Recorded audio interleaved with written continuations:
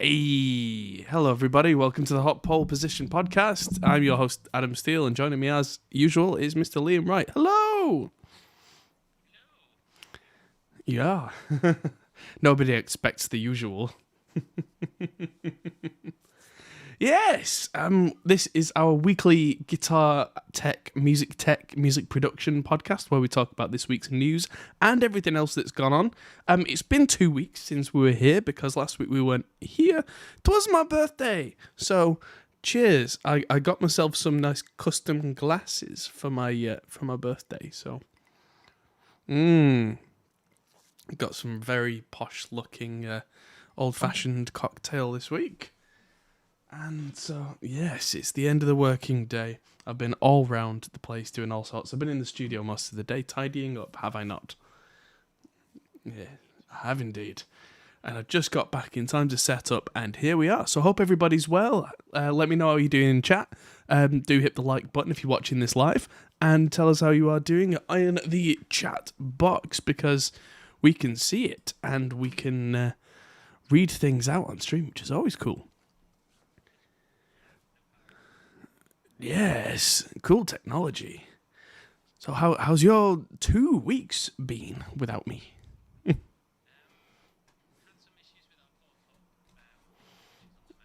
Oh dear.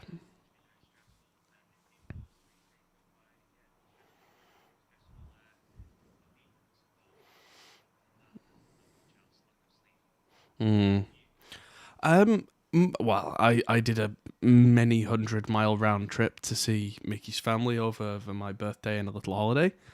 And yeah, feeling much better, having relaxed. I don't know if you can tell because of the sunlight, but I'm actually kind of slightly tanned. I went out in the sun for one whole day, yeah. And, well, I had to drink 4 litres of water after I went outside. I nearly died. It was hot. But yes, I'm back and I have new gear. Because of course I do. I've got a new amp up there, which is the Hayden HGT. I've never heard of it before, but I'm looking forward to trying it, because why not? Let's tilt the camera around a little. I don't know if the Axe Effects was there last time, but yeah. Oh, people can't hear Liam. Right, okay. I'm glad somebody's... Yeah. 1 minute, I'm glad somebody said something. If we do have a tech issue like that, do feel free to say. Audio output capture, properties.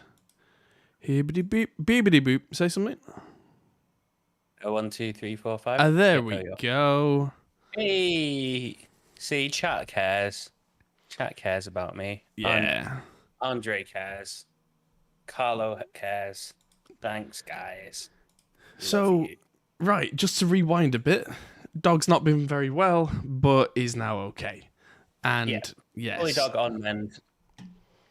And they all heard you, and no one cares about that anyway. So. I'm just here as the sidekick. Yeah.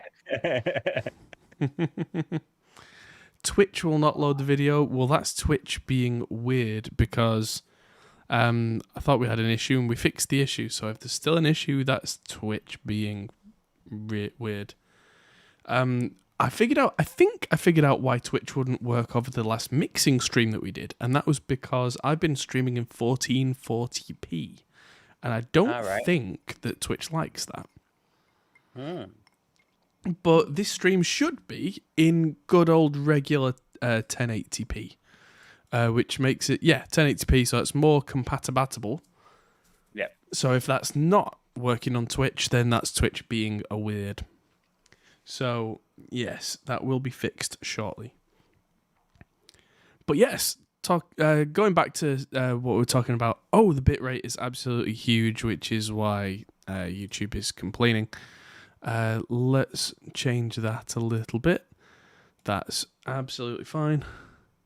There we go. That should fix things momentarily. I hope. But if not, yes, new gear. I got the Axe Effects because it's an old one. Nobody seems to like the old Axe Effects anymore, but I'm going to use it not for an amp, but actually for the effects routed through the analog amps. Yeah, So you it's- mentioned that on the last stream, yeah. Oh, I did. Fantastic. Because I know I talked about it on a mix stream the last couple of weeks. Below it, I don't know if everybody saw the new Tech 21 Landmark amp, which is You it. mentioned that, I think. Right, that's just arrived from Poland, although made in the USA. And that's a Sans amp times 2 plus a power section. Now, I don't need the power section, but I love the sound of those Sans amps. So I got them, and it turns out that you can mix the channels, but you need the special pedal. And it didn't come with the special pedal. So big shout out to the guys at Tech 21, because I sent them an email, and within the day they'd replied and said, "Oh yeah, we've got some. You can have it cheap because we don't sell the amp anymore. There you go." Yeah, brilliant. Sweet. So yeah, I'm taking that shirt off. I'm sweating. It's been so hot. But yeah, It's really warm in here. I've had to shut the window because of the noise outside. and temperature is increasing. Indeed. And something else from Tech 21. This I've not bought. This belongs to my dad, but he's lent it to me to try it out. This is something I've never played before, and this is the YYZ pedal, the Geddy Lee from Rush signature pedal. So, it's got a deep channel and a drive channel, so I'm going to try that and see how that sounds. That's going to be awesome. And yeah, I've just brought from the studio, this isn't actually new, but it's new to the home setup. This is the Arturia Audio Fuse, which has had a review on the channel and is really good. And I've decided that since this can work as a separate audio interface, this is going to go on top of that X-Effects over there. And I think this is going to be my home interface from now on, because it's got lots more ins and outs than the audience stuff. As great as the audience stuff is, I need more ins and outs. So, yeah. And I've just had a delivery. It's my birthday. I decided to treat myself. So I've got some nice LEDs that'll be going on the wall before the next podcast. So that'll all be glowy behind me and look rather nice. And Very cool. Yeah, so it's all coming together as my little home setup. Very cool indeed. So cheers. But yeah, it's been a nice relaxing kind of week. Nice relax. And now it's back to the grindstone full force. So it looks like I've got more mixing work coming in, more tracking work coming in, which I'm hopefully going to be doing live on the stream from the studio. Get that back up and running very soon. And yeah. Very cool. Cool indeed. Voice of a Fandine says, not working for me, spinny circle and glitchy audio. Don't think anybody else is saying that, so that sounds like a sample rate issue. Maybe change the audio device and refresh or something. But yes. Yeah. I mean, I've got the stream open and I heard it before and it sounded sexy. So, Cool. just Lovely. like our Discord server, apparently, according Acoustic has boosted our Discord server. So, It has if indeed. anyone wants to join us in Discord, then come and be boosted with us. Yeah, Puna just says artist in studio. Dun, dun, dun. Yeah, that's the plan, is a few weeks from now actually have an artist in the studio to test out some new gear. I've got a video going out tomorrow to the patrons, if I've not already sent it out to the patrons, about some 500 series gear that you'll have seen me waving around on the podcast from a company called Herc, which is really, really cool stuff. And I'm just looking on the posts. Yeah, so that's going out tomorrow. And that's going to be pretty cool. As is our Rev Generator review is going out tomorrow. That's already been out for the patrons for a week at this point. Because, of course, as a patron, you get early access. And we now have the videos to do them a week early. Yes, that's been a long slog, but we are there now. And so, yeah, that's going to be coming out. And I showed that to the owner of the company, Mr. Herc, and he said, this is great. I'm going to send you more stuff. We're going to do more videos. And I went, yes, please. So, yeah, he's going to send me some analog tape saturators and things like that don't actually use a tape. Ooh.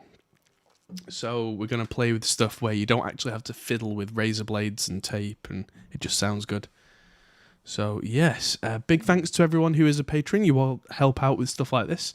And if you're not a patron, do consider checking it out. So I think it's time for the news. The The news. news. Oh, Marty's boosting as well, man. I Oh, feel like I need to get in on this fantastic. boosting. Boosty, boosty, boost, boost. I want to be a booster. That sounds like slang for something rather naughty. Are you a booster, sir? Oh, oh. I have no idea what that really means. Hey, this image is no good. It's not got our faces on it. Yes, unlike the rather hilarious thumbnail that Liam made. That is the headline of this week's podcast, which is Apple spotlights Monterey macOS 12.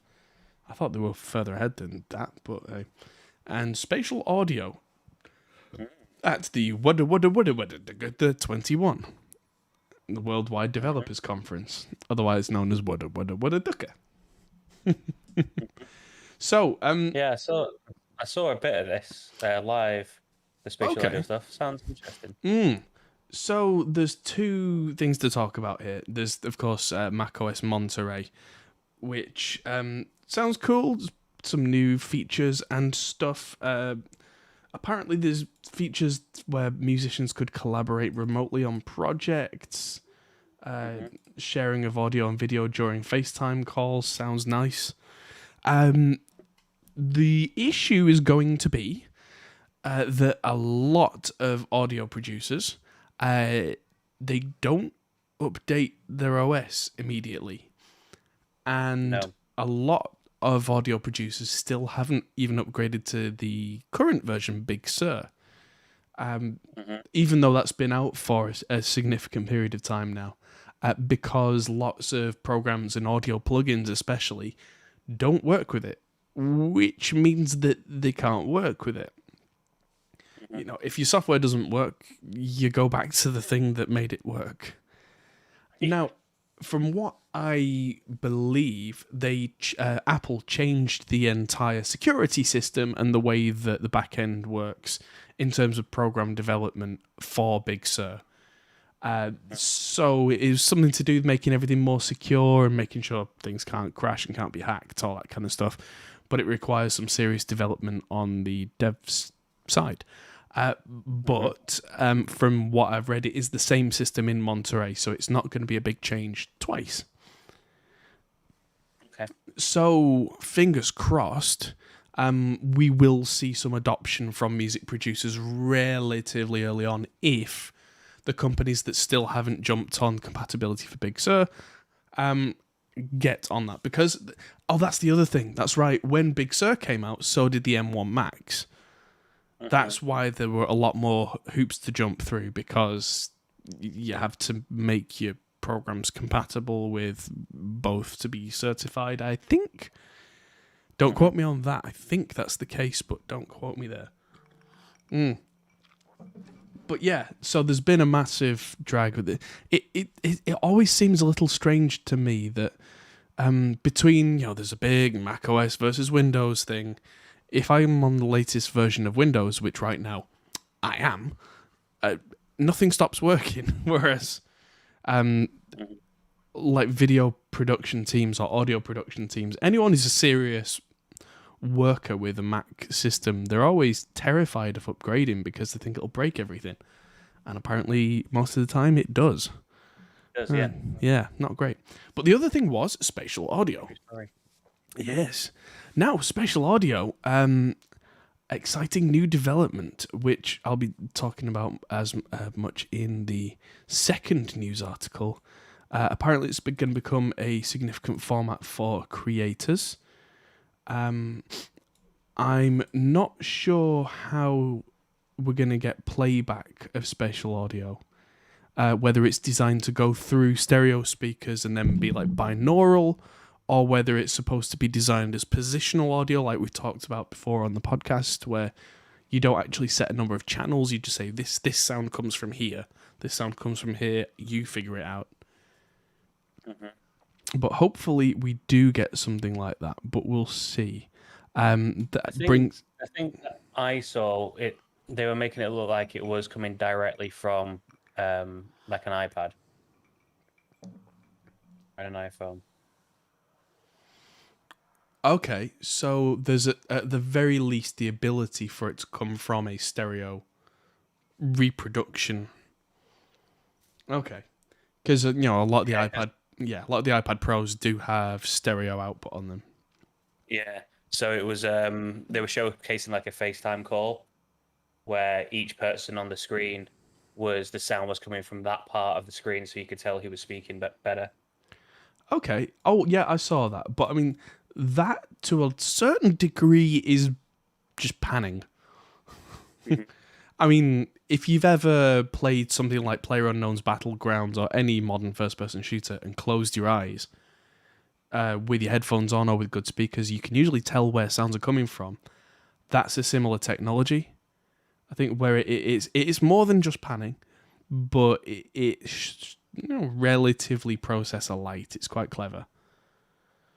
Whereas when we're talking about full music production, that's where it can get really complicated. Because let's say you've got 100 things going on in your track, and you want them all to move around, it can get complicated. But the next news article is very much related to this, which is Apple Logic Pro will get spatial audio mixing tools later this year.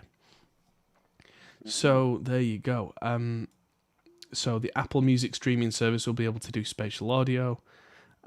They'll add it in, and apparently, so Dolby Atmos tracks are already available on Apple Music.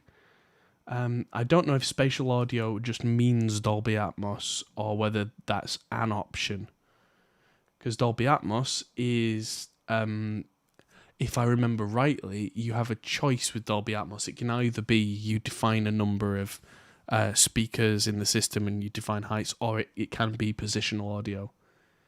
Mm-hmm. But yeah, the question for me is like, how do you mix classic songs to be positional audio? That could get really weird really fast. And there are like up mixing algorithms that you can use, but then it's just like, it's putting lipstick on a pig at that point. It's taking a thing that was not designed to do the thing and doing the thing.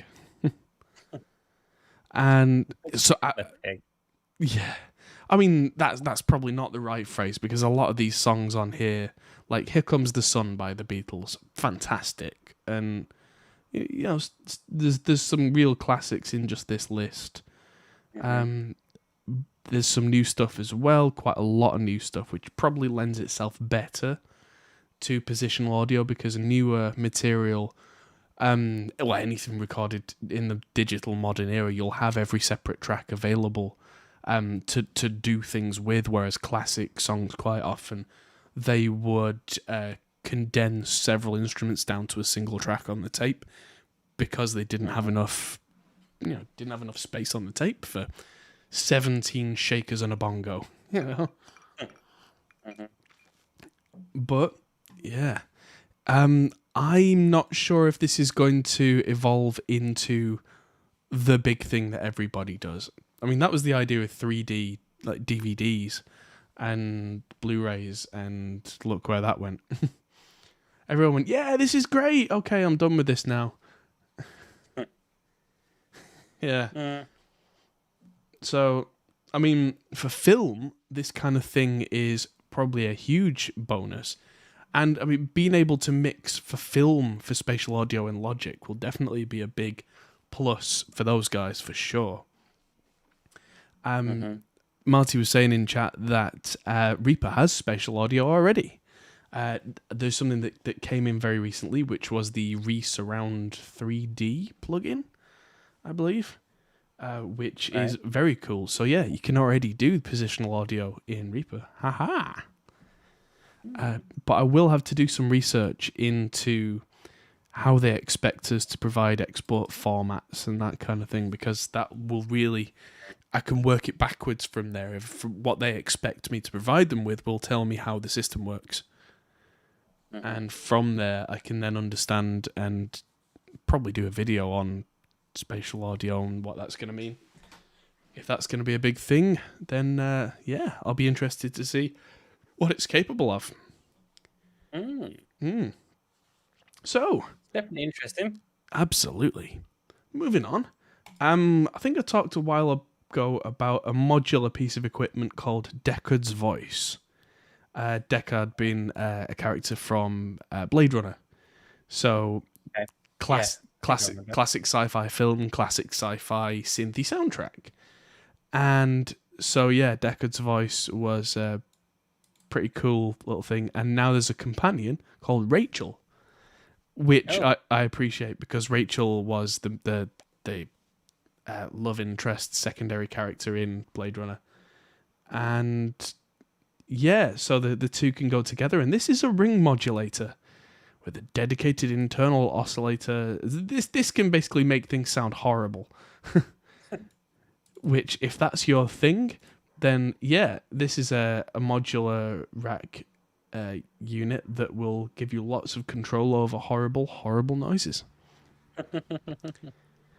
So if you want horrible noises, yeah, you get yourself one of these. Rachel from Black Corporations. So yeah, just thought I'd give that a quick shout out. Not exactly the longest news article right there, but if that's something you want, then that's something you go get. That's funny. Yeah. By this, it makes things sound horrible. Yeah. Like that.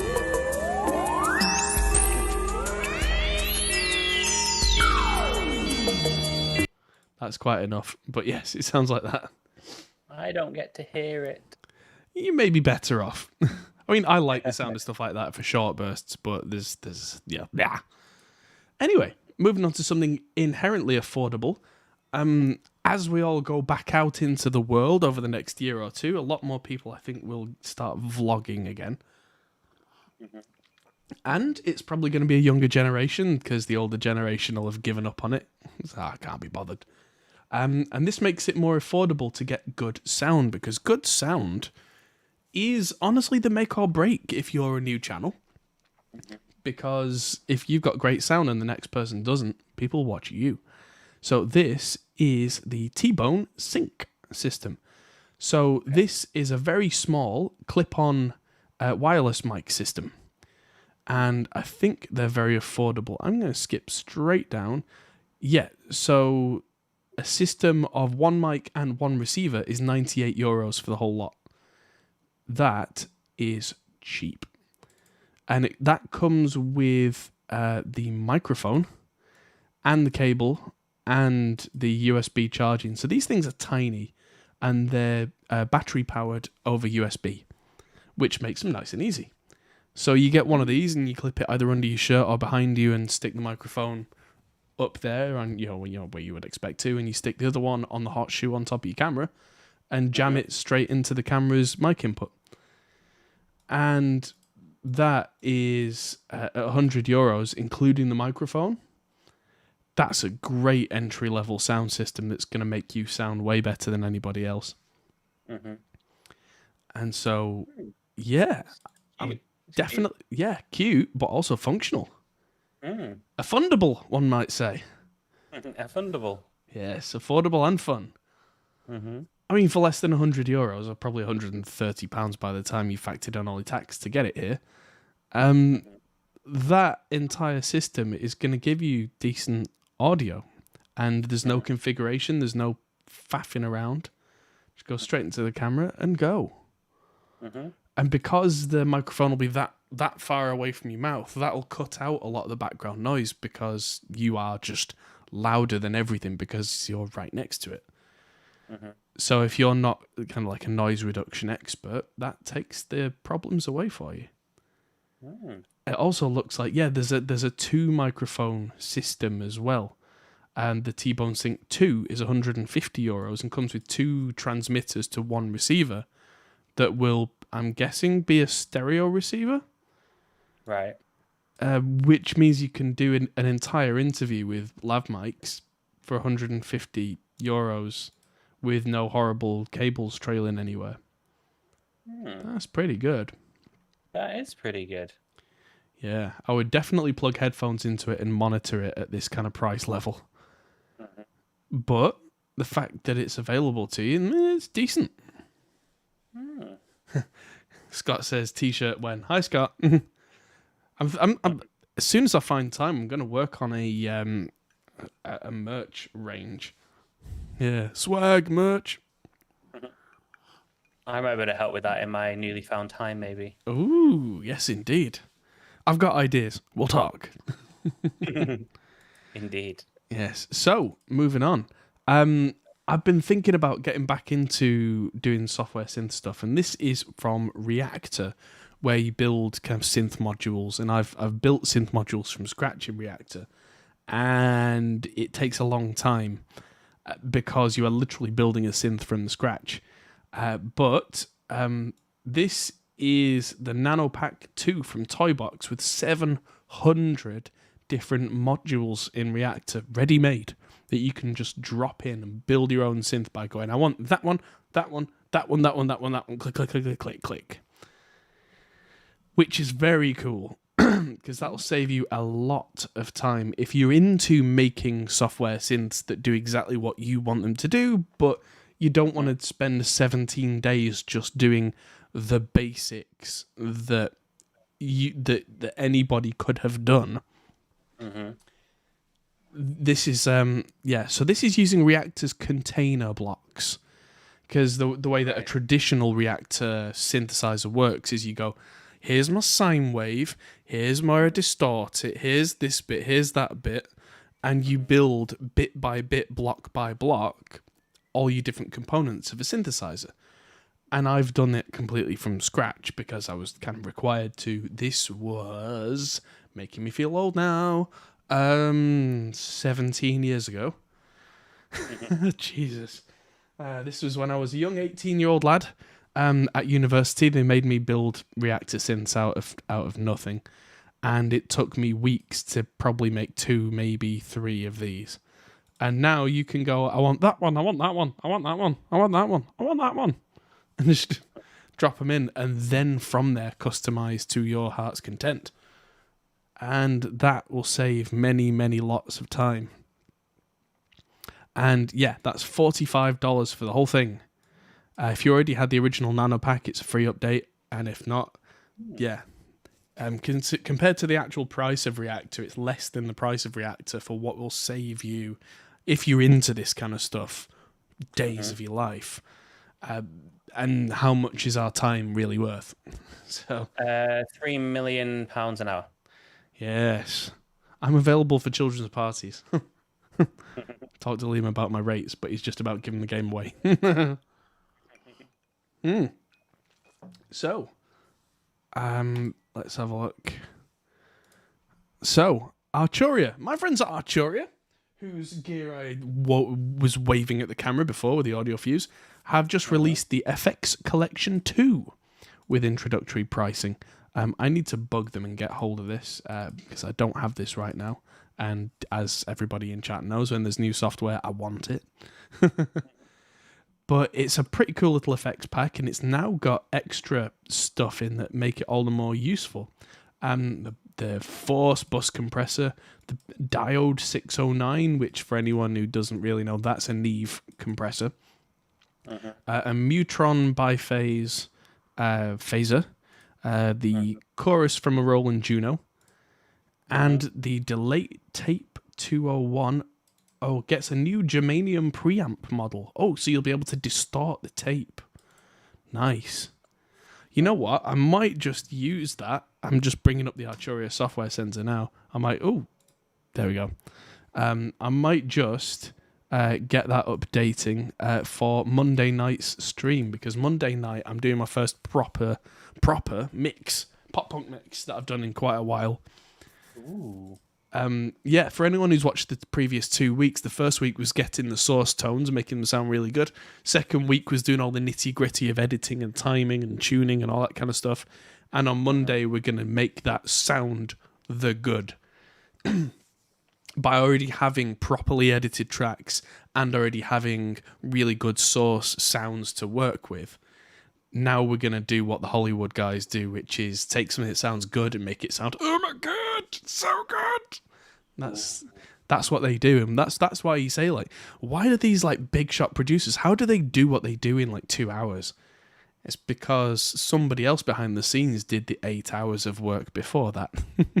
Yeah. Yeah, that's why. Surprise! But yes, Bus Force. Da-da-da-da-da-da, Bus Force. That sounds really cool. Let's see if that's... Does it mention here if that's emulating anything? Doesn't give it away here. I'll have to try and dig around and see what that is trying to be like, if anything, or whether it is an entirely new effect, because it could be some of the effects that were in the original collection that are still in this collection too were completely new effects. One of the reverbs was amazing, where if you gave it more sound it would evolve. It's very clever and not like anything else. I showed that to John Brown and he was like, yep, that's my clean sound now. So yes, check that out if you're a fan of Arturia's stuff. Now, moving on. This made me laugh. The guys at Redbeard Effects, which is Mikey Demus from Skindred, and I think it's Thorpe from Thorpe Effects, Adrian Thorpe. They work together and they've made some distortion pedals, and the new one is called the Angry Rhubarb. And that just made me smile. A paradynamic overdrive. And that's some big words. So I'm not entirely sure what it does, but it's got drive and it's got pre-drive with a different frequency chooser to make it sound different. Yes. So, yeah, paradynamic, which means, from what I believe, you can make it honk in the mid so you can scoop it out a bit, or you can change the frequency so it's more toppy or more bassy or whatever. Whatever floats your boat, this should give you some kind of option. Now, I do always worry with things like overdrive pedals. More options means more chance to mess it up. But if you do know what you're doing and you do get a great sound out of something like this, you can very quickly get yourself a signature sound.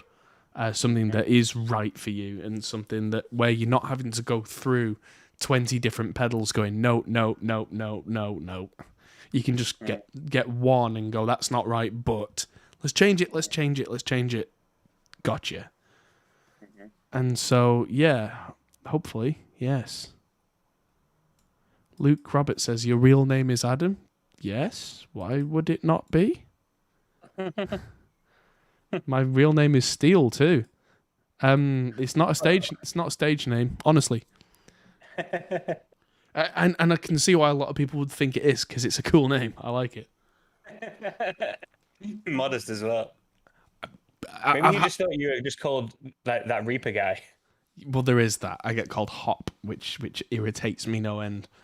Oh my god. Why have I never called you Hop? Because it irritates me no end, and now you're going to do it. Yeah, great. Yeah, if you just told me. Yes, and Poo Ninja says, it's not a fuzz. It's not a fuzz. It's not a perm. But yes, this is designed by Adrian Thorpe, who is genuinely one of the top pedal designers in the world right now. So, yeah, if this is something that you think you might be interested in, go get it. £185 is quite a lot for me just for an overdrive pedal, he says, because I've just paid a lot of money to get an amp that is basically just 2 overdrives. But, you know. Yes, there you go. Moving on. So, talking of fuzz, another news article that is about fuzz for Kemper owners. Kemper owners can now fuzz it up inside the box. Ooh, indeed, yes. So there's new effects presets and a studio EQ. Apparently it's a wattage meter. That's cool. So you can figure out if you've got a 100-watt amp or if you've got a 5-watt amp or something, I guess. But yeah, so there's they call it Jimmy's Fuzz Face, which is a Dallas Arbiter fuzz face, Tycho Brahe Octavia, and a Rocket Octavia. So there's 3 different types of fuzz now in there as well.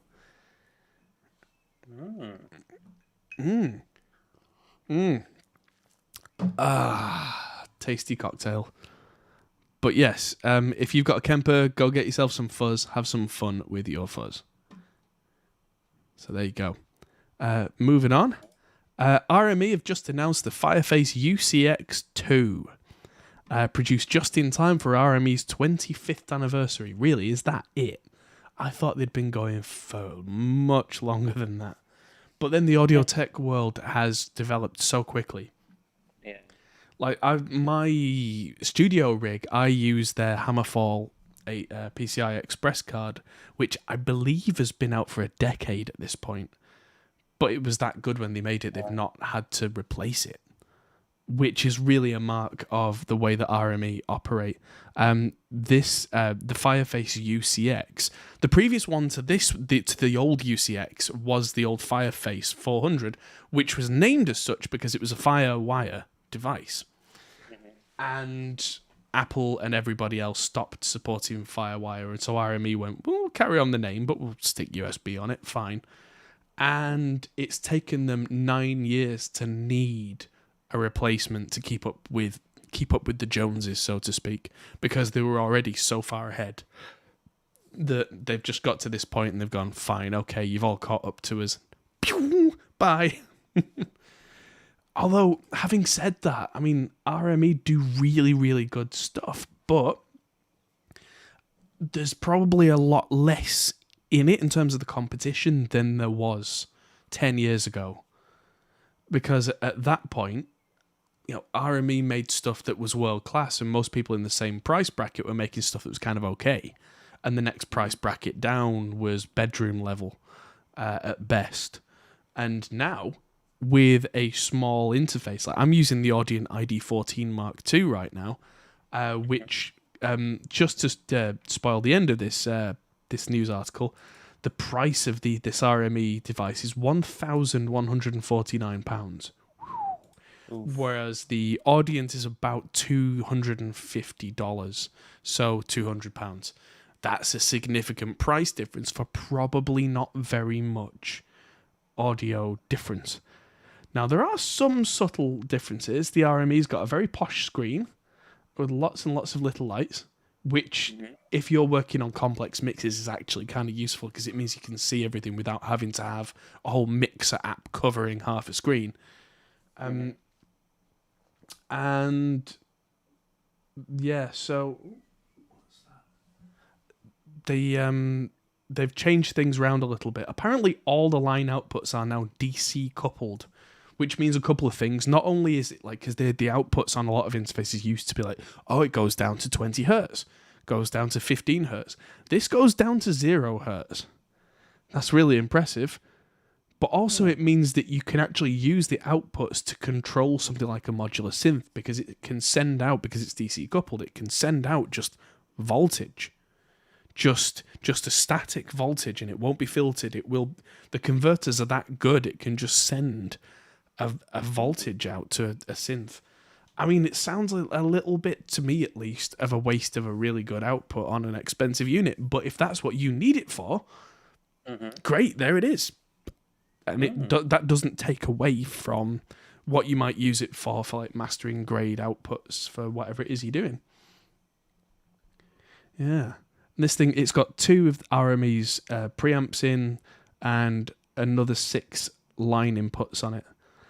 They've taken away the socket for the remote because RME started making this thing. This is the RME Arc USB, and I just happen to have it in the office. The reason I've got this in the office right now is this was the monitor controller that I used in the studio for a good few years now, and I've only just replaced it with the Audion Nero because this does a very different job. It is just a USB. It's a glorified mouse, which is really useful because I don't have to look at the software, but I'm just using a different system right now. And I was thinking of selling this on Reverb, but they don't actually go for that much. So I'm probably going to keep it. Oh, big stretch. There we go.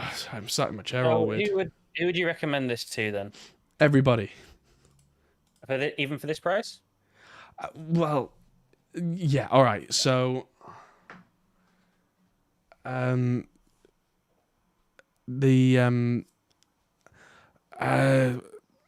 people with quite a budget, that's for sure.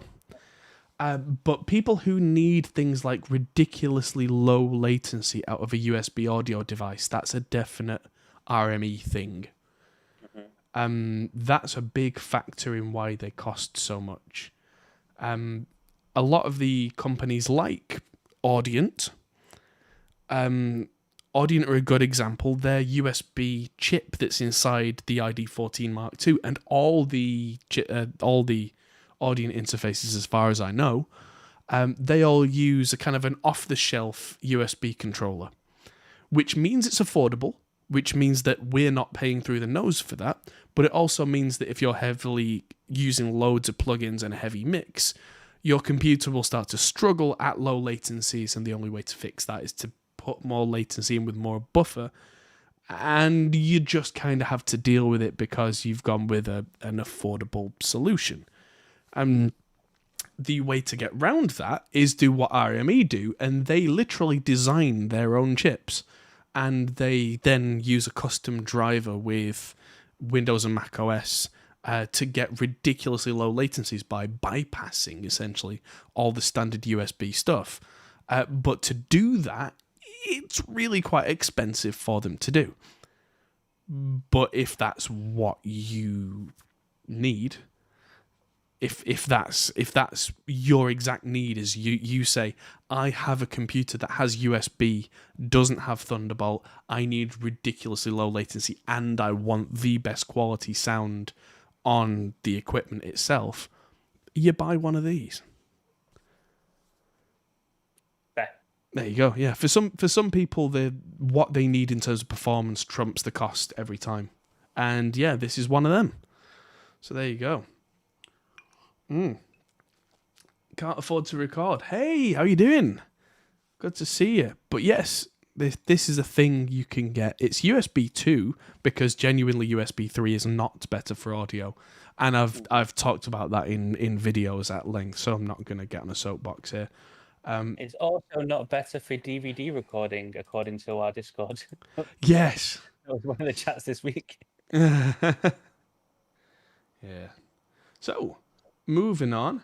Something that's a bit interesting, isn't it? How people always think that better is better, but better isn't necessarily always better. Yeah, bigger numbers don't always mean more good. And yeah, just paying for stuff you don't need a lot of the time. Yeah. Well, it's because a lot of people don't necessarily understand that the progression of technology is not necessarily straight upwards. You don't always get better, faster. Quite often, technology will hit a point, and instead of going up to the next one, it goes sideways and just does a different thing rather than doing the same thing better. USB 2 and 3 is a really good example. USB 2 was really fast for what it did, and USB 3 isn't actually any faster in terms of what an audio guy wants. It just deals with bigger chunks of data. Still does it. Go on. So it still does things at the same speed. It still waits in between each thing it does. But instead of going ding, ding, ding, it goes chunk, chunk, chunk. Talking about data, I've got some inside scoop this week on data in the UK. From Star Trek The Next Generation. Is he back? He is. Go on. I won't say where it came from in case they ever get in trouble, but I was talking to someone close, a source close to the matter, as they would say in the news. Sources at the White House. Who told me it was quite interesting. The first thing we were talking about BBC and sort of our BBC gear and where we kind of got ours from and whatnot. Yeah. And they'd been working at they'd meant to be working at the BBC in Salford, and they couldn't get clearance, even though they have MOD clearance and the highest CRB check clearance you can get. He still couldn't get into the BBC building and into their IT servers. Oh wow! That's how sort of pedantic they are with it. But no, really interesting. Like one of the things was that in the UK, do you have a 5G phone? No, I do not. Good, because they're a waste of time in the UK now.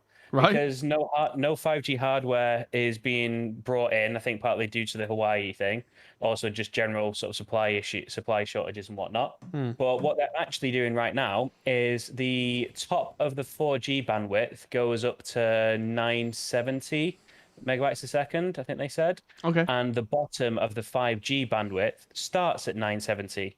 So they're going round and renaming all of the 4G masts to 5G for the top end of the bandwidth, cutting it at that point, and then renaming all the bottom ones 4G Lite.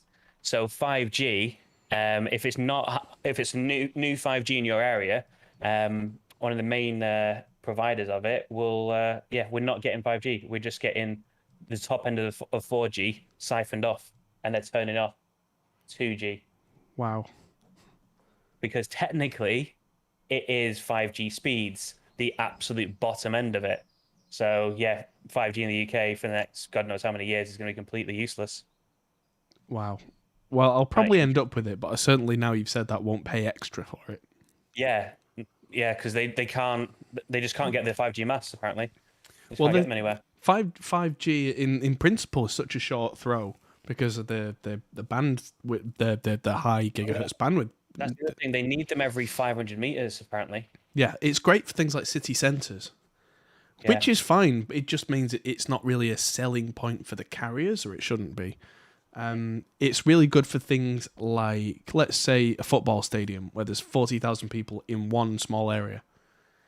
And there's a show like a Bon Jovi concert, I don't know. And at the end of it, all 20 or 30,000 people suddenly want to phone their mum for a lift. Have you ever, at the end of a show, have you ever found that you can't get cell reception, that you can't make a call, it won't connect because everybody else is trying to do the same thing? I mean, yeah, if you ever go to a concert or a football game, you can never get on the internet either. Or at least you couldn't last time I went, which is like 2.5 years ago now. But right. Well, yeah. I do believe that until 5G rollout, there hasn't been a tech change since. But it's getting more people on the same mast. That's a big part of 5G that doesn't get talked about because people don't understand it. Yeah, people understand bigger number means more good. Yep, and we're not getting any of that. We're just getting renamed 4G. Yay! Fantastic. So, talking to the BBC, here's an article from the BBC. Jeff Bezos is going to space. I just wanted to talk about this briefly. Oh, yeah. It's not really music tech, it's just tech, but like I got a box from Amazon earlier, so this is music tech relevant. I got an Amazon box. It has LEDs in. But yeah, the guy who sold me the LEDs is going to space. I say that he's going to the upper atmosphere. They're not actually going to space. They're just going right to the crest and just sitting there for a bit and then go doop de doop and come back down. You're going to look out the window and have quite a nice view, though, I imagine. I would have hoped so. That kind of like, yeah. Him and his brother are going as well. So obviously his brother is a space nut. Because if he said to me, birthday present. Yeah. If he said to me, do you want to go to space? My first reaction would be like, yeah. And then secondly, on second thoughts, maybe not. It's not exactly a tested thing. Yeah, it sounds good in principle. It's not like those jet fighters that get up to the upper atmosphere and then can do a bit of 0G. This is full on, like several miles further than that. It's like, oh boy. But still, I mean, if I had more money than I literally know what to do with, then being able to say, I went to space, that's a pretty cool thing to be able to say. Yeah. I mean, how old is he now? 60, if that. So, in his retirement years, what did you do, Uncle Bezos? I went to space. Yeah. I own the biggest company in the world and I went to space. Can't say much against that, can you? No. Yeah. So, yeah, going back to music tech, this is something that I didn't see as a news article, but I thought I'd give everybody a heads up. Stephen Slate drums, which I do very much like, and also Slate Trigger, are now on the monthly bandwagon. Ooh. But they are not subscription-based. They are rent-to-own, which is what caught my eye. Because these have been on sale previously at $99, as one big hit. And for some people, that's a fair chunk of money. Mm-hmm. And the fact that you can now do this, it'll cost you $120 because it's $9.99 a month for 12 months. Mm-hmm. But then after those 12 months, it's yours. You stop paying, you own it, you're done. So I thought this was a pretty cool little thing. And also, so yeah, if you are recording real kits, but you really want to get some of those superhuman big beefy sounds, you would want Trigger instead of Stephen Slate drums. Now, the one thing that I can't find on this website, or at least I can't find clearly, is whether Stephen Slate Drums 5.5 and Trigger come together in this $9.99 a month, or if that's $9.99 a month each.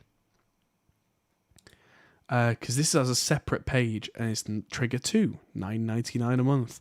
So my gut feeling is that this is each. Rent to own. Click on Rent to Own, the blue button. Yeah, Rent to Own Trigger 2, and doesn't say about both. Mm-hmm. So, yeah, using Split it. Right. So, yeah, they've brought in a partner. Yeah, rather than it being an actual part of the thing. Which is very common Slate business practice, actually. They've done that a lot. Yeah, where, I mean, loads of companies do it. I was trying to get the bloody new Xbox using, have you seen this Xbox All Access thing? Yes, I have. Which is like ridiculously good value. You can get the Xbox Series S for £21 a month, and that includes Xbox Ultimate, which is $11.99 on its own. So you're basically paying for how long? For a year. Right. Okay, that's not too bad. And you've got the thing for two. I think the thing's for 2 years. So like it's unbelievably good value. But they use like Klarna or something, and I've got like AAA credit rating. Just got a mortgage on a house. Like is that like really good credit? And they're like, no, you can't have it. Say it's literally £20 a month. I can afford it. It's not a problem. Like, no, you failed the credit check. Right, okay. That's weird. I got a Series S really this week. That was my other kind of birthday present to myself. But Game, the store Game, which is like GameStop in the US, they were doing a deal where if you brought in your old Xbox One, they would give you a screaming deal. I think what's happened is nobody can find or buy an Xbox Series X. They're super expensive and hard to find. So the Series S's are just sat on the shelves and they're not selling. So they're like, please, just give us your old console. You can have it super cheap. So for less than £100, I got a new Series S and, and 3 months of Xbox Ultimate on that. So I was like, right, sold. See, I want the S, but I want to keep my One X because Ash wants it as a Blu-ray player. So, I mean, yeah, like those things aside, I think they can be a bit annoying because these companies, like, not necessarily like. So now I'm kind of annoyed at Xbox because of Klarna. So that's what you do get with these things when you're doing these sorts of systems. You do run into an issue of if the partner messes up for any reason, it kind of ruins your brand a bit. Yeah, that's very true. I mean, early on in the Slate Digital, especially the subscription thing, they got quite a bad reputation because they were using Gobbler, and Gobbler was notoriously flaky. And so that not just in terms of whether it worked or not, but in terms of the billing. And every other day I would see complaints in their big Facebook group. And eventually they moved away and they still use Gobbler for people who still want it. It's like a legacy thing, but now if you sign up using their own system. And I've not seen a single complaint since. So, tarnished reputation of company gone by saying, you know what, we'll do that ourselves. But yeah, Slate also bring in other plug-in manufacturers under their umbrella and kind of sell those as part of the package. So it's really not unusual for them to work with the other companies.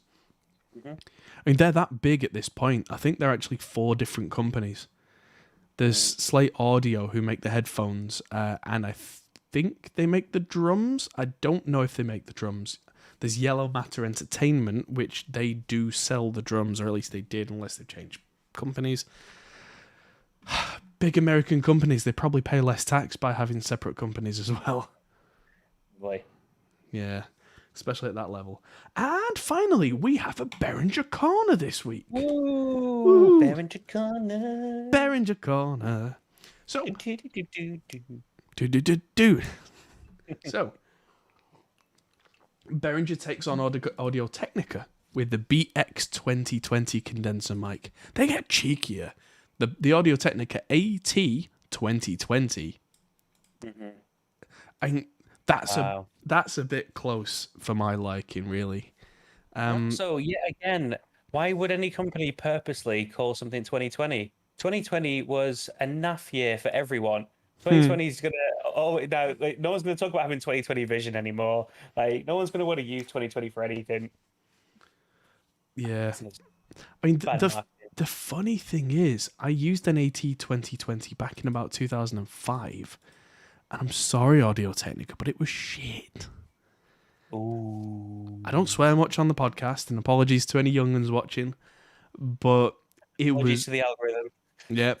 Right, it's late on in the video now. They're not bothered. It's after the first 30 seconds. Apparently, that's all that counts. So next week, I'll have a tirade of potty mouth for the first 30 seconds, and we'll see. Yeah, demonetization. Yes. So yeah, the AT 2020 was always very sibilant, very spiky, very painful to my ears. Although that meant that it sounded really bright, which meant that junior engineers really liked it because it made everything sound modern and kind of fresh. And then you come to mix it and you're like, this is hell. So, yeah, that was a thing. But yeah, after releasing the Bigfoot... Oh, yeah, because they released a podcasting mic very recently. And also they've just acquired Aston. They have. So it's interesting that they keep bringing out more mic designs and not leaning on the Aston brand yet. So I do wonder if they've got a long-term game plan there. Yeah, I mean, this will all be stuff that was already in production and development anyway, wasn't it? 'Cause, I mean, yeah, it does take a certain amount of time for R&D to start to finish. Yeah. Although having said that, the AT 2020's been out for at least 15 years. They've had a while to reverse engineer it. And yeah, let's see how much it costs. Does it say how much it costs? It does not. Yeah, that's. Oh no, there we are. $59, which is half the price of Aston's cheapest. Yeah, it's also half the price of. Sorry. The AT 2020. The AT 2020 is probably about $99 or $110. But yeah, $89. Okay. The 79 on Anderson's. The cheapest Aston mic, which is the Element, retails for much more than that. I think it's $139. It might be $149. I feel like they're a little way away from figuring out. I mean, I don't know. I suppose I don't know whether they've got a plan for Aston. I mean, they may be positioning them as their premium mic brand. Because, like I say, their cheapest microphone is more than twice the cost of this. And that's something that Aston struggled to, find ways to cut every corner to make something that affordable. And that's where I always, on the channel and here, answer people's questions with, well, how is this so cheap? And it's like, well, this is cheap because they cut all the corners, to get you a product that is in a box. And a lot of people will buy things like this and they won't analyze it critically ever, either because they don't know how to or because they don't care because it was cheap.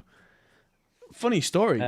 My dad has a Rode NT1A. It's still in the box, never been opened. It's on the shelf in his office. And that was $100, $110 mic, but it just sits there. So whether it's good or not, we'll never know. Do you think Aston's Preda collab will be more sought after? Time will tell. Depends whether Behringer make them change their manufacturing processes. Yeah, I don't think They'll I think I have an opinion on this, and I predict no. Because Astons were not expensive and were relatively mass produced to begin with. There are lots and lots and lots of Astons out there, and even at retail, the origin was £199, so what, $230. If you wanted one already, you would have bought one, and it's not as if Aston have this untouchable reputation. Unlike someone like Neumann.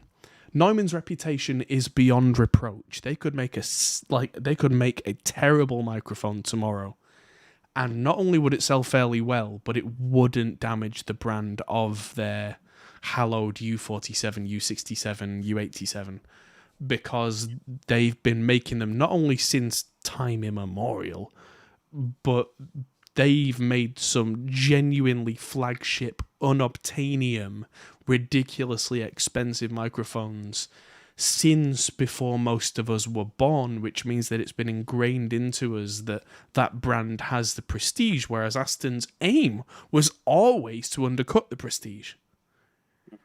Which means if you take their underdog fight away, which was their selling point, what have they got left?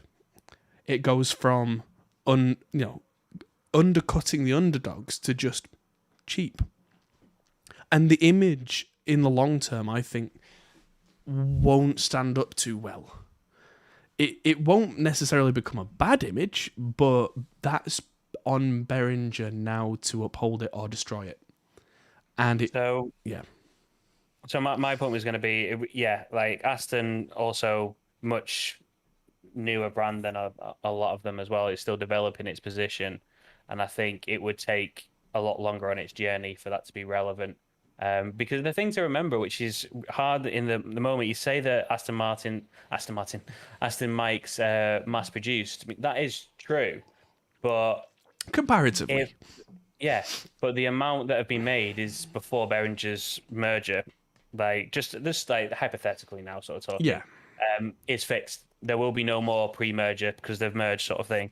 So over a period of time, what was mass produced becomes rare because of the amount of people that get into the music industry, and as the time goes on, some of them get broken and lost, etc., etc.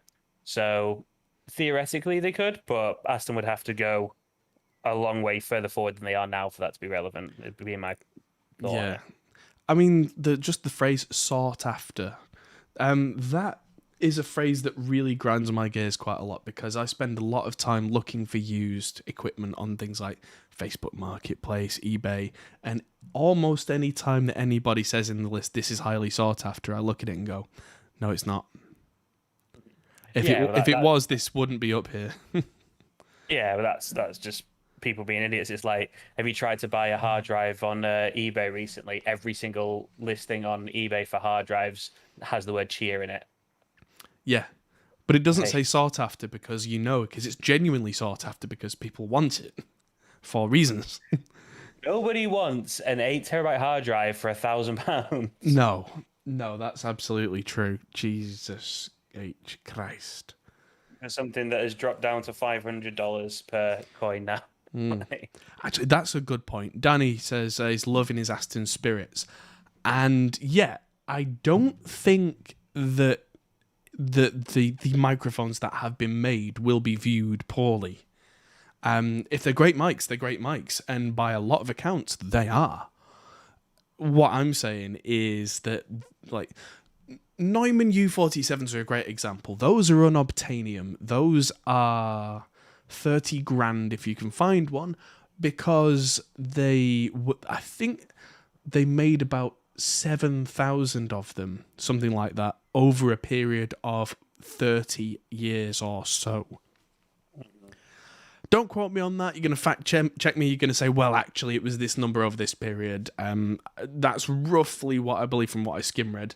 But it's a small number that were made in total, where that means that a lot of them either have fallen apart over the years, have been reduced to spares. There's probably the odd one that's hidden in some granddad's attic. There are a lot of them that are in service, but the ones that are in service are already in service at major recording studios. the Astons, let's say there were 7,000 Neumanns made, there've probably been something like 50 to 60,000 Origins made, at least, and that's a ballpark figure. But when you can churn them out and sell them at 199 each, they sell. They go on shelves. I've had at least 3 come through my own studio. You know, if I could afford a U47, I probably would have one. I've had one in the studio once and I hired it, and it cost me more to hire that microphone than it would to buy the Origin. And I treated it like it was made of solid gold and that it would break if I touched it wrong. And I'm pretty sure you could use it to hammer nails in, but I was not going to. Ugh. It's that mythos and rarity as well. It's not as if you can say, "Oh, I'll just get you another one." And I think it's funny how self-fulfilling mythology is a big thing especially in audio engineering, and probably in a lot of other walks of life as well. Anything that's a bit of a niche, if a certain brand or a product has a mythology around it, that's only going to really inflate the price, because then everybody wants one, so everybody who can afford one buys one, and then the supply really is in the toilet because of that mythology, which only serves to inflate prices. Whereas something like the Astons, they're good mics, but probably 5 years from now, if I want one, I can look on eBay and find 5, just buy them. Yeah. And that's the difference, is there's never going to be an ultimate scarcity. No. There's going to be some serious respect for them, sure. But unless someone like, I don't know, Sylvia Massey or some big engineer comes out and just says, "I use nothing but this. This is the best microphone in the world, full stop, and I'm not being paid to say this," it's probably not going to happen. Anyway, that's the end of the news. Yes, Marty says we'd need a safe if we got a Neumann. Well, yeah, we'd need to crack the safe we've got and then put the Neumann in the safe. I kind of feel that the main thing I was thinking about when you were talking then is I really want to see a YouTube channel where the whole premise is just getting vintage music gear and using it for DIY. Or just hitting things with it. And you said you could hit nails with it. I was like, I feel like that could make quite a good piece of content. Just the thought of it is making my neck twitch. I know, right? That's why it'd be great content. To be fair, at the same time, I had a classic Telefunken 251 in the studio, and I really genuinely felt like I could use that as a baseball bat. That thing was tough. The Neumann actually weighed less than I thought it would, interestingly, because they're a big microphone, and some of the thinner, smaller microphones weighed considerably more. Maybe that was the adrenaline. Me just being like, but... Maybe. Yeah. Danny says, yeah, Sylvia Massey used an Aston Origin for capturing an explosion, and I saw that video. And yeah, they got some cordite and blew something up in a field, and they put an Aston Origin in with it to record the explosion. Yeah, you wouldn't do that with a Neumann. But yeah, that tells its own story. That tells me that Sylvia Massey says, yeah, this microphone's good. Yeah, but I'll blow it up. I don't care. And there is something to that I don't care that tells its own story. Any questions in the chat? Now is a very good time. I'm just going to turn on... The only time, in fact. It is the only time. Time enough. Yeah, while we get these questions in, I'm going to try and open this package and look at these LEDs that are going on the wall. So in the next stream, they're going to be very pretty. Brandine, I can't really see anyone using an Aston as a voiceover mic. Can you? They're a pretty good voiceover mic, actually. But I say pretty good. Oh. I mean, if you're a professional voiceover actor, you do use something like a Neumann U87 or a Sennheiser MKH416, which we have one of the shotgun mic. That shotgun mic is an incredible voiceover mic. Like, really good. Andre says, do you know the German company Ferrofish and their ADA converters? Yes. Any good? I wish I knew. I have been so close to pulling the trigger on buying a Ferrofish Pulse, which is their converter, too many times now. And so I may still do that at some point. I still keep an eye on eBay for an old Apogee 8-channel converter, but if I don't see one at any point soon, I might end up buying the Ferrofish. But we're talking around £1,000 for 16 in, 16 out of conversion, not including preamps, which is a lot of money. And yeah, when I can get 8-channel interfaces that are really good, like this Arturia audio fuse, for less money than that, including 8 great preamps, I don't have enough classic vintage preamps really to justify using separate converters yet. But the inevitable gear hoarding will continue for many years to come, so it may, yeah. But if there's anything that I've learnt with stuff like that, I try not to jump the gun with things like that until I need it, because inevitably, if it takes me another year or two to get to that point, like a Mark II version has come up, or another company has come up with a better solution. So I try and be on the cutting edge, but to a point. I try and ride the wave of the cutting edge wherever possible. So yeah, it's a bit of a tricky one, and I do it by feel. But here we go. LEDs. So that's what I'm going to do with them. They're like hexagons that go on the wall, so we can play Blockbusters. If anybody remembers Blockbusters. Yep. And I got 2 boxes of them. They're USB powered, which is cool. And they connect between them. So you power the bottom one with USB, and then they just kind of connect. So I'm thinking they can go behind the guitars up there and kind of round. So if I widen the angle a bit more, it'll look really nice. Oh yeah, and I bought myself a belt, which nobody needs to see that on stream. No. That's because I'm the kind of man that will spend all my money on audio gear, and I have one belt and it's almost worn out. That's me. Let's look at these questions. What's the story on the new amplifier in the background? Well, if Danny's coming to stream late, that is a Hayden HGTA 40-watt amp. And I got that while I was on holiday in the south of England over my birthday period. Looked on Facebook Marketplace while I was down there, and it popped up for a very reasonable price. I don't know what it sounds like. Not used it yet, but I'll be trying it very soon and see if it's cool. If it's terrible, I'll move it on for the same very reasonable price I bought it for. We'll see. For a little bit more. Jazz Dude says Browner and Sherp's mics are better than some Neumanns.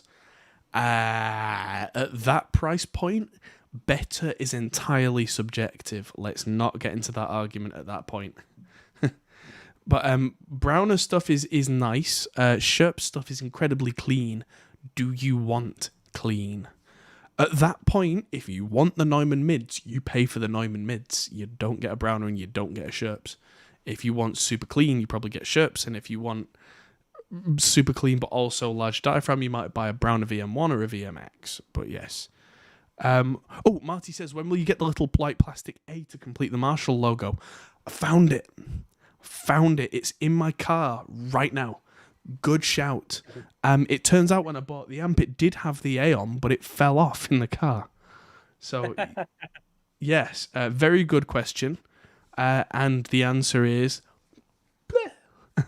And so I'll get some glue and I'll glue that on and it'll be back. Next question is from me. It says, why hasn't everybody hit the like button yet? There's only 2 of them in there. There's 2 of them in there that haven't. Maybe one of them's you. Maybe. It always seems a bit weird to like my own video though. Why? I don't know. You like what you do? I do wonder if the algorithm slaps you on the hand for it. They probably don't care. I don't know. I don't know. can't afford to record says you have one microphone to record a 4-piece rock band, multiple of the same mics for the drums. Right, so one type of microphone to record a 4-piece rock band, but what is it? No, one specific mic, not just type. Well, he says you have multiple of the same mics for the drums. So I'm guessing. We're recording one instrument at once. So in my mind, that means like just an SM57. Then you could have 5 SM57s, but yeah. But that's exactly what I'm thinking. Is not the SM57 because SM57 is great on some sources, but it's got a horrible presence mid peak. And if you put that on how about the Slate mic? Good shout. Slate ML1 is a very good cop out. Because you can make it sound like different microphones on different sources. Maybe even the Slate ML2 if I'm being super cheap, if you can get one that's not got the horrible noise issue. Because it's kind of the point of the mic, though, isn't it? You say it's a cop out, but yeah, it really is. I'm planning on having a client in the studio soon where it's going to be vocals for something that's like a musical, and I think I'm going to run a little competition between the Slate mic and the Austrian Audio OC818, which I have, which is a lovely mic. I'll run the 818 through a fully analog chain, vintage preamp, 1176 compressor, tube optical compressor after that, just a little bit of each. So we're talking full analog richness, and then run the Slate parallel and see which one I like more. And I think I might be surprised at just how close the Slate gets. No, Marty wants it to be an @ sign, not an A. He wants it replaced with an @ sign. Early 2000s Marshall. Log on, hacker. Andre says, still part picking as a Mac person for my first audio PC. AMD or Intel? AMD. Yeah. Not right at the moment. At the moment. Yeah. Not every time. Not every time. At the moment. Yeah. Every time right now is what I was going to say. Yeah. Every time right now. Intel are in the toilet in terms of design, and AMD are absolutely ruling the roost. I'm using an AMD 5800X in this machine right now, and it's absolutely screaming, and I'm getting the fastest renders on my video and the audio that I've ever had. I actually have that's the 8-core processor. I have the 12-core 3900 XT in the Studio A computer, and I believe this computer with the 5800X actually can deal with more tracks in a mix. It's that fast. It's insane. I mean, they're both incredibly competent processors, but the 12-core 3900 XT cost probably a third as much again at the time when it was in its generation, which has paid for itself many times over because I can do things like heavy mix streams from the studio and it won't stutter, it won't break a sweat, it won't make me have to freeze any tracks or stop what I'm doing. It just does. Lets me do whatever I want to do. Yeah, stood it. Yeah. So yeah, the 5800X, if you can find one and it's a reasonable price for you, they're not cheap, but I'm pretty sure that machine would stand you in good stead for several years. They're that powerful. Alternatively, you can get the one that's slightly down from that. I think it's the 5700, or it might be 5600. The one that's the 6-core option. And then if you want ridiculous, there's the 12-core. I mean, it's in the matter of kind of, it's better value for money what you're getting, though. I mean, where you're at. I've still not moved over to back over to AMD, mainly because I haven't built another system. Yeah, just because you have what you have. That's completely fair. The i7 in this laptop absolutely flies as well. Good point. If we're talking about laptops, it's only in the last generation of AMD laptops that they've caught up and surpassed Intel, and we're talking in the last year. Before that, Intel were just the king of laptops. My laptop is around here somewhere, and that is an Intel laptop. That's the 8000 series. There it is. Yeah, an Asus, I've got and it's great.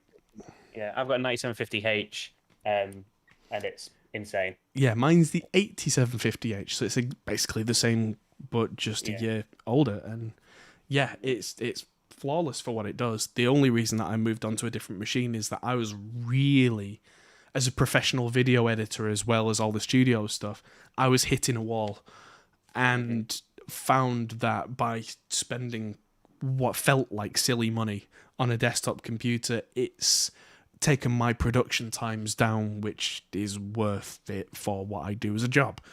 So, I've started batch converting H.264 stuff to H.265. oh yeah, That we were talking about, and I got a 87 gigabyte folder down to 14. wow. Yeah.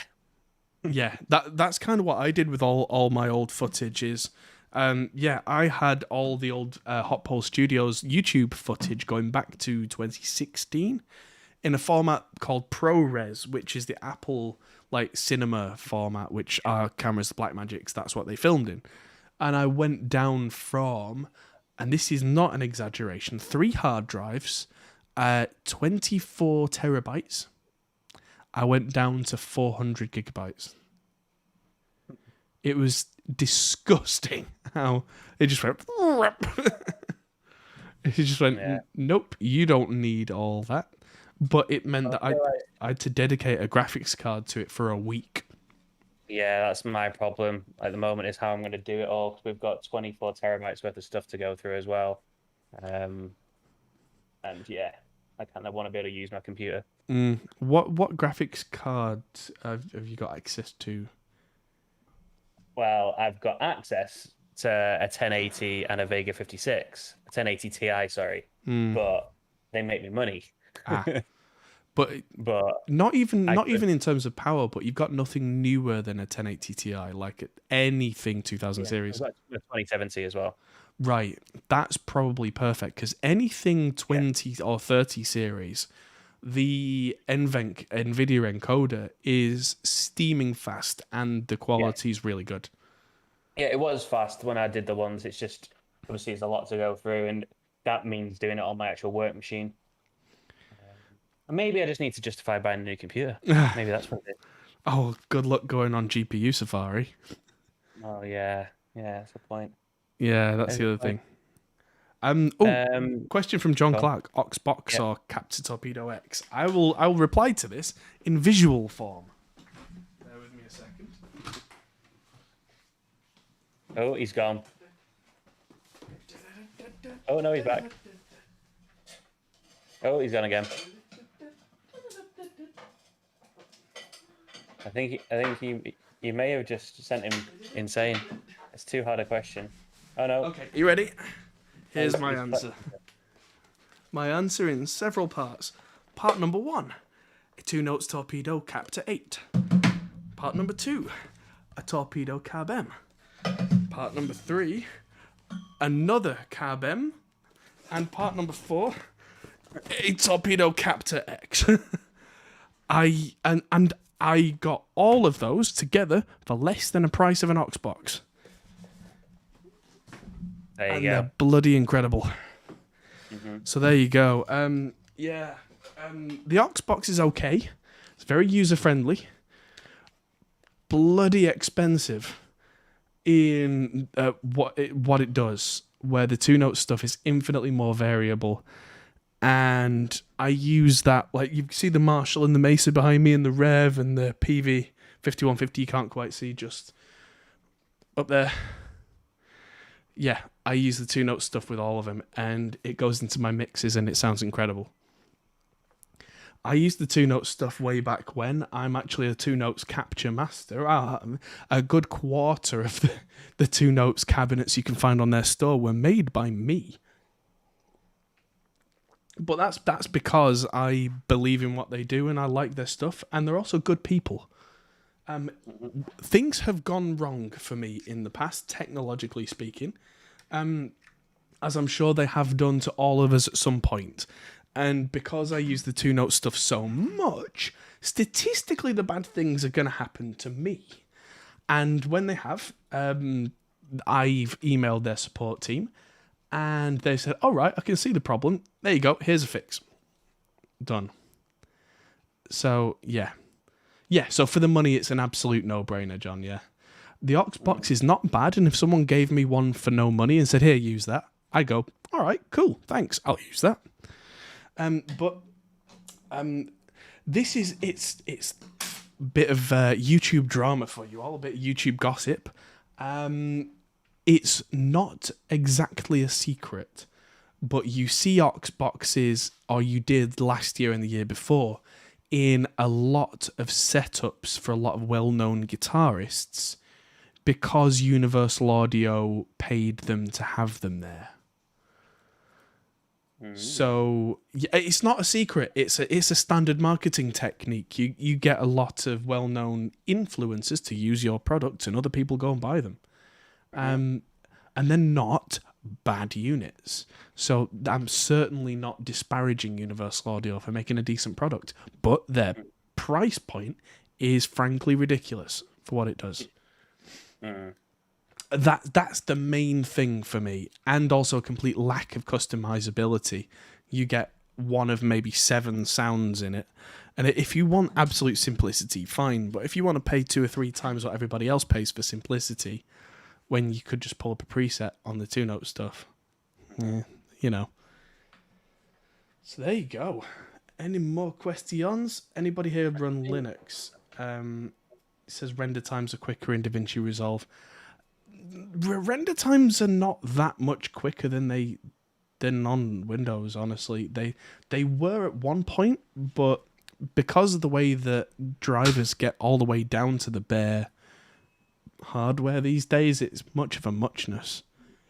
Yeah, I mean, Linux has a little bit less overhead, I think, is one of the things. You can access a little bit more of the RAM or something within some GPUs.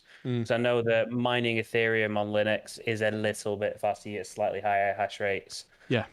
But I don't think it's going to be kind of night and day speeds. Maybe you might get 5-10% better performance, which sounds great, but I mean, you've also got to be running Linux. Yeah. I mean, I like Linux, but I can't use it because, one word, Adobe. Actually, it's more than that. Because I'm a mix engineer, a lot of the plugins that I use in Reaper are third-party plugins that either work on Windows or macOS, haven't been compiled for Linux. And before everybody says, oh, but you can use Wine. Firstly, Wine is not an emulator. That's what that stands for. And which means it's a recursive acronym, which is really annoying. But also, it's not quite there in terms of full compatibility for all these different plugins. And I need rock solid performance. I can't be in the middle of a stream telling you all exactly what I'm doing, and a plugin stops working or glitches out and stutters. It's not a good look. I mean, yes, things inevitably happen every once in a while on stream, but the more we can limit that down, the better. And yeah, I mean, I'm not, believe it or not, I'm not pro Windows. I'm certainly not pro Apple in terms of the desktop system, and that's something I've talked about at length on the on stream, but that's more to do with the fact that they fleece you for money for no added benefit and things like that. So I end up going with Windows because everything that I use works on it without me having to spend days researching, compatibility layers and emulation layers and hoping that it works. And no, Windows just turns on, does my stuff. And to a large degree, I don't even use the UI of the operating system. I mean, I've got 3 screens in front of me right here, and I'm using OBS, which I look at on a Mac and looks the same. I'm using Chrome, which I look at on a Mac and looks largely the same. Chrome on that window, Discord on that window. Usually I'm either using Reaper with plugins or I'm using Adobe Premiere or Photoshop, and they all look the same. So it wouldn't be fair to say I don't care, But I think it would be fair to say it doesn't practically matter to me, except that I turn on my system and things work. There are annoyances, like sometimes it'll Windows update at really inconvenient times. Yeah. But then how often have you had different problems with, say, macOS where it stops you doing something, or Linux where With macOS. Hmm? I've had exactly the same problems with macOS, Yeah. and sometimes the updates take absolutely forever. Yeah. Like Ash until recently has been working on a Mac, and some days she literally basically had to just stop work for the day because the OS had a new forced update because she delayed it that long, and it was going to take like 3 or 4 hours to process. Yeah. So that's the thing. It's the lesser of three evils. But yeah, I think that's all the questions we've got for this evening. It's been good to catch up and good to be back after all this time away, all these 13 days. It's good to see you all again. I say that, but I actually got back in time on Monday to do a mix stream. So there you go. New video coming out tomorrow, everybody, which is the Rev Generator 120 Mark III review, which is long anticipated. It's been up there and we've used it on the mix streams enough times. But yeah, there it is, and it's going to be... I'm going to be the man at Wickdub next to you. No, it's going to be out 8 p.m. tomorrow, UK time. Yes, and then the same day we're going to release the 500 series video to the patrons. We'll be back on Monday as well with the mix stream. So there's lots and lots to look out for. Hit the like button if you would be so kind, if you've come in late and you didn't do that before, because that really helps us to show this to more people. And yeah, thank you very much for tuning in. It's been hugely appreciated. Tell your friends and support us on Patreon and do all the things that we like, and we will like you back. Thank you very much. And bye. We'll see you later. Goodbye. Bye. Hey everyone, that might be the end of the video, but if you fancy carrying on this conversation, we have a Discord server, link is in the description. We're also on Patreon, which is something you can really help us with. We also are on Facebook, Instagram and Twitter at Hop Hole Studios. See you there.